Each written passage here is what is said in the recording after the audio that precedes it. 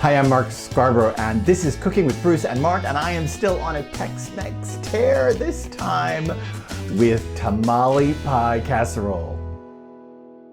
Real tamale pie casserole is a three-step process, so I'm going to start with the cornbread. This is how I know it, is cornbread on the bottom, a chili mixture on top, and then cheese. You'll see, I know a lot of people had it reversed and they put the cornbread on top.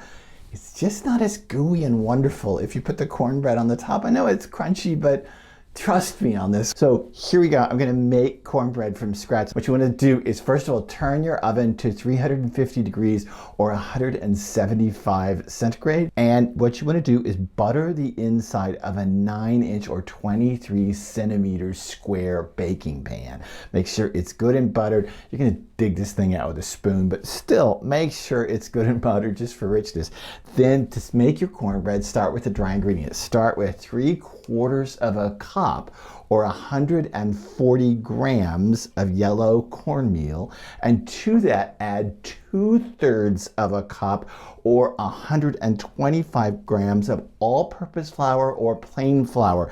To this, you're gonna add certain now flavorings. So I want you to start with 20 grams or a tablespoon of diced pimentos. I just use the jarred, drained, diced pimentos, and also a tablespoon or 10 grams of minced up pickled jalapeno rings. You know, out of the jar, make sure they're drained. Don't add too much liquid to this. So those are our basic flavorings. Yes, we're making jalapeno cornbread, and we're adding a little red pepper for color.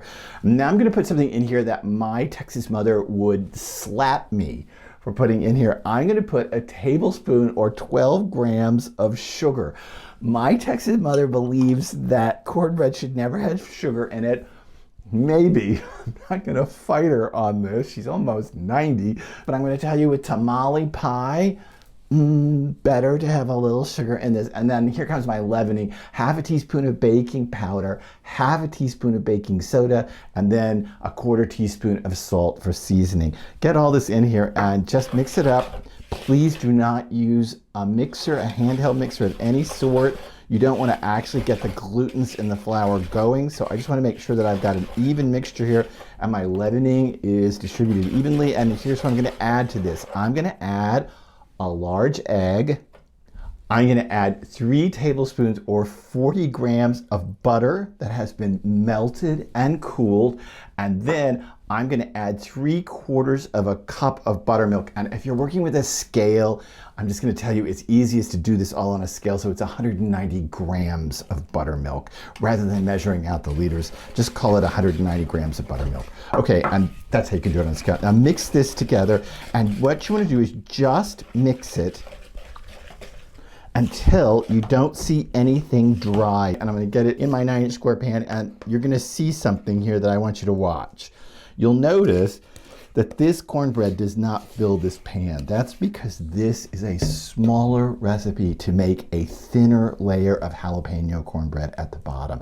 So I'm going to spread this out and cover it. Now let me tell you, if you want to use a cornbread mix, I don't know you, but you can use a cornbread mix. You can flavor it with the pimentos and jalapenos just the way I did. But if you're going to use one of those Jiffy boxes, I still don't know you. If you're going to use one of those Jiffy boxes of cornbread, then you want to make probably a half recipe of it. It's going to, because here's the deal.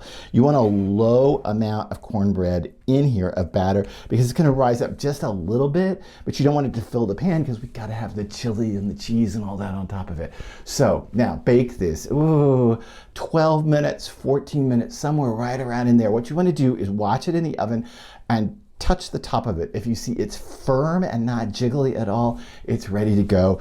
Okay, we're at step 2, but I want to tell you that I lied in step 1, or maybe I didn't tell you the whole truth because I was afraid you wouldn't watch this video. But that cornbread that I made, it has to be cooled completely to room temperature, which means you have to make it earlier in the day. Why?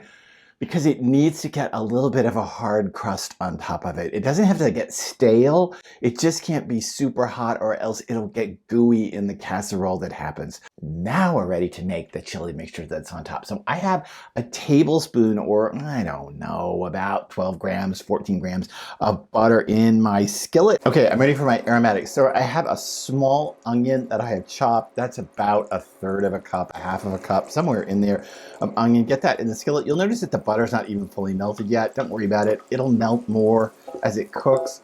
And what I'm looking for here with this onion is not to cook it until it's sweetened, which would take me forever.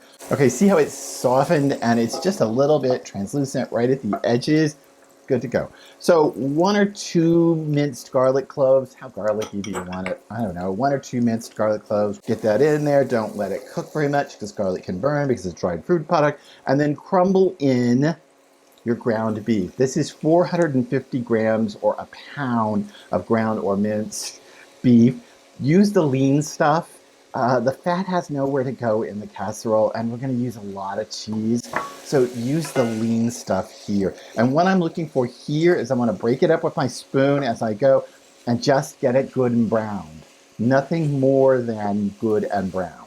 Okay, that took me 3 to 4 minutes. It's almost all brown. There's a little pink still in there, so I'm going to add my spices, and this is what I want you to add. Add a tablespoon of North American standard chili powder, and then a teaspoon of ground cumin and a teaspoon of dried oregano, and get that in there and mix it all up so that the spices are throughout. And one last bit of making this easy ground beef topping for the cornbread, and that's a 14-ounce can or 400 grams of canned diced tomatoes, juice and all.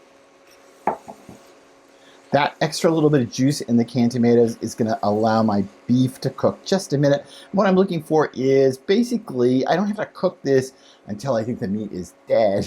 I just have to cook it enough that most of that liquid, see that liquid in the pan? I just want most of that to go away. It doesn't all have to go away, just most of it to go away. And then, after that happens, we're ready to build the casserole.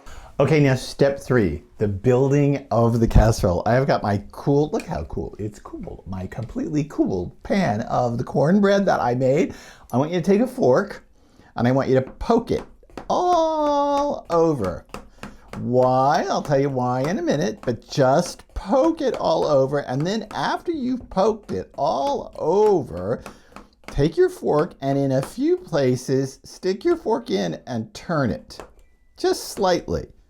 Just turn it a little bit in a few places, not too many. Don't break the thing up, don't make mush. Okay, great, now we're done. Now, what I want you to do is take a half a cup, or 120 milliliters of red enchilada sauce and pour this over the baked cornbread.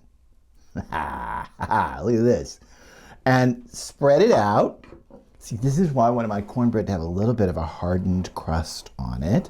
So spread out your enchilada sauce so that it's all over it. Remember that beef chili mixture that we made? In it goes, all over the top. And spread it out evenly. Look, oh, come on, look at this. Spread it out evenly, and now the pièce de résistance, as my French friends would say, Tex-Mex cheese. So I want you to take a cup, or about 125 grams, of a cheese blend.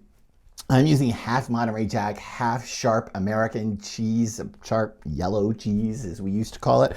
You can buy the blends like this in the store. Just make sure they don't have any added spices to them.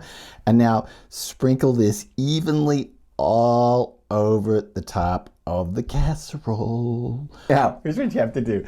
Get a piece of aluminum foil, cover it nicely, get it all nice and covered up. Now, bake this in a 350 or 175 centigrade oven for 15 minutes. Before I taste this bad boy, subscribe to this cooking channel. Don't miss a single video. I'm still gonna be on a Tex-Mex tear for a while. Look at all of the videos in our playlist. We got tons of Instant Pot and air fryer videos. Like it, comment. Do you remember tamale pie as a kid? Let me know. Tell me your memories. I'll tell you more of mine. Okay, we're ready. And look at the top of my tamale pie. I have to tell you 2 things. One, I added a step that I didn't discuss, and you don't have to do this, but after it had baked, I uncovered it and I put it, about 8 inches from the broiler, and I broiled it for about 1 minute just to brown the cheese on top a little bit, and then I have to set it aside and let it cool to set up just slightly. That's the first thing. The second thing is, why is it called tamale pie? Oh, bad answers here. But I think the cornbread is supposed to be like masa in tamales. This is truly Tex-Mex. There's no tamale to this, except I guess corn tastes like tamales because of masa, something like that. Anyway, I think it's well timed to taste it. So you're gonna need a spoon, and you're gonna wanna get into it, and you're gonna wanna dish it up. Oh, look at this. With the cornbread and the chili on top.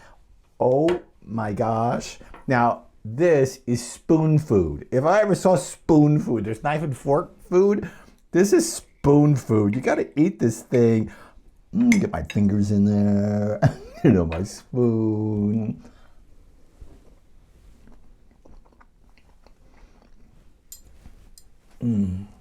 It's like my childhood. This is like mac and cheese for Texans. Oh my God. It's spicy, it's sweet, the cornbread's delicious. You'll notice that my cornbread is still cornbread. It's not mush. The tamale pie that got served in the cafeteria when I was a kid, the cornbread was so foamy, mushy. It was disgusting. This is delicious. A little spicy from the jalapenos, very buttery. It's got that chili, it's got the cheese. Come on, what can I say? So if you like this video, I got more Tex-Mex Obsession videos. You can find them on the playlists on YouTube. Otherwise, come back. I promise I'm gonna do more Tex-Mex food because I can't help myself on Cooking with Mark.